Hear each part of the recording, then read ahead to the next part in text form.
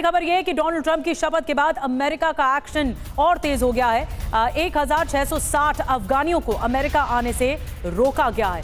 Biden प्रशासन ने अफगानियों को इजाजत दी थी, लेकिन अब रोक दिया गया है। अमेरिका में बसने की इजाजत दी गई थी, लेकिन अब जो है प्रशासन बदल गए हैं, शासक बदल गए हैं, डोनाल्ड ट्रंप आ गए हैं। और सुमित, ये भी एक बड़ा फैसला है। पहले अनुमति दी गई थी जो बाइडेन की ओर से, लेकिन अब रोका जा रहा है। देखिए, बिल्कुल आप देखेंगे कि आने वाले वक्त में बहुत से ज़्यादा ऐसे फैसले बदले जाएंगे। डोनाल्ड ट्रंप साफ तौर पे कह चुके हैं कि जितने लोग हमारे देश में रह रहे हैं ये इलीगल माइग्रेंट्स हैं, और ये भी कह चुके हैं कि अब उनकी सीधी तौर पर प्रमुखता है कि जितने बाहर के लोग उनके देश में हैं वो अपने देश वापसी जाएं। और दूसरा सबसे इंपॉर्टेंट है कि हमारे देश की स्टेबिलिटी के लिए जो अमेरिका के संदर्भ में वो कहते हैं कि ये बहुत ज़रूरी है कि बाहर के लोगों की कमी हो, यहाँ के लोगों को रोजगार मिले, यहाँ पर लगातार अर्थव्यवस्था ठीक हो, और इसी वजह से कदम उठाए जा रहे हैं। लेकिन सबसे इंपॉर्टेंट बात यह है कि अफगानिस्तान ऑर्गेनिक खेती में है 30% तक का मुनाफा, लेकिन इसे करने के सही तरीके क्या हैं? अभी डाउनलोड करें फ्रीडम ऐप और बने ऑर्गेनिक खेती में एक्सपर्ट।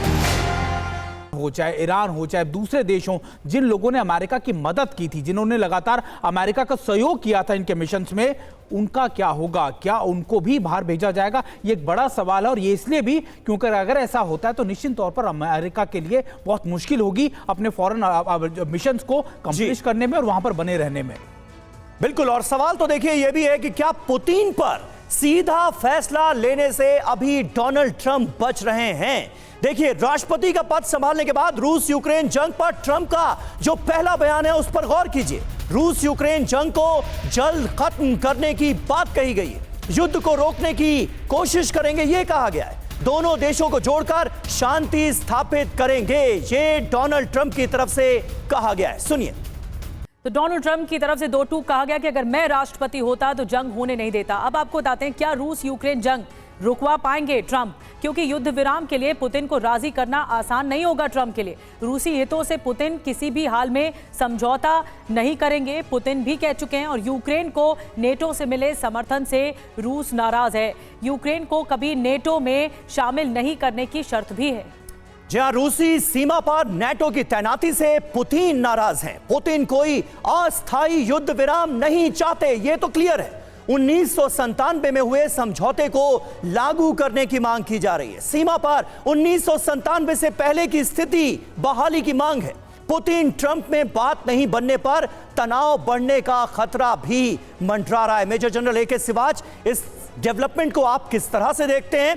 और पुतिन और ट्रंप के बीच बातचीत होगी तो क्या सलूशन वाकई निकल पाएगा कुछ? क्योंकि अगर सलूशन नहीं निकला तो फिर इस रीजन में जंग और ज्यादा भड़कने के आसार हैं। बिल्कुल समीर, इसमें कोई शक नहीं। अगर इसका कोई सलूशन नहीं निकला तो इस लड़ाई का दायरा बढ़ेगा और इसकी तीव्र गति बढ़ेगी। और ये सच्चाई है कि कहीं ना कहीं कोई ना कोई सलूशन निकाला जाएगा, क्योंकि दो तीन चीज़ें बहुत इंपॉर्टेंट हैं। देखो, एक चीज़ बताई गई है रूस के माध्यम से और यूक्रेन की लड़ाई में कि अमेरिका ने ये बोला है यूक्रेन को कि 20 से 25% का जो इलाका यूक्रेन ने घुमा दिया है, यूक्रेन कभी भी वापस नहीं ले सकता, चाहे वो डोनबस हो, जापोरोजिया, खारासोन है। अगर ये लड़ाई लंबी चलती रहेगी तो वो और ज़्यादा इलाका घुमा सकता है। और इसी प्रकार से जो रूस है वो भी काफ़ी कंफर्टेबल नहीं है। उसने कुर्स्क का 1200 स्क्वायर किलोमीटर का इलाका घुमाया हुआ है जो कि यूक्रेन ने जीत रखा है। अब होगा कि इसको प्रॉब्लम क्या आ रही है, टर्म्स एंड कंडीशन, कि ये अगर शांति होती है तो उसकी टर्म्स एंड कंडीशन क्या होंगी। जो रेड लाइन है एक प्रकार से रूस की, वो यही है कि गारंटी देना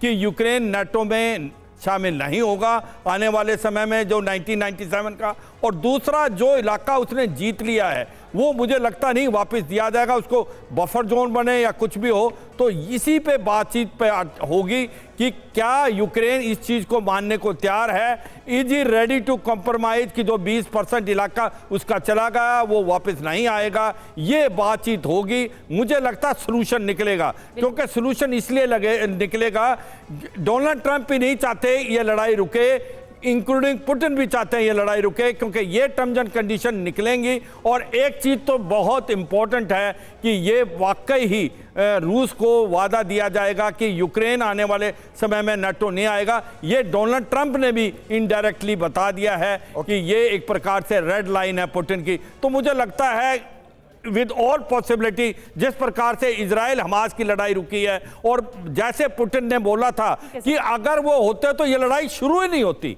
और अब लड़ाई शुरू होगी तो जैसे ही वो टेक ओवर करेंगे ये लड़ाई बंद होगी। जल्दी नहीं होगी पर पक्का होगी आने वाले समय में, और कोई ना कोई समझौता निकलेगा, क्योंकि तो आप ये मानते हैं सिवाज सर कि कोई ना कोई सोल्यूशन निकलेगा, लेकिन ये जो रेड लाइन की बात आप कर रहे हैं, क्या पुतिन ये रेड लाइन मानने वाले हैं?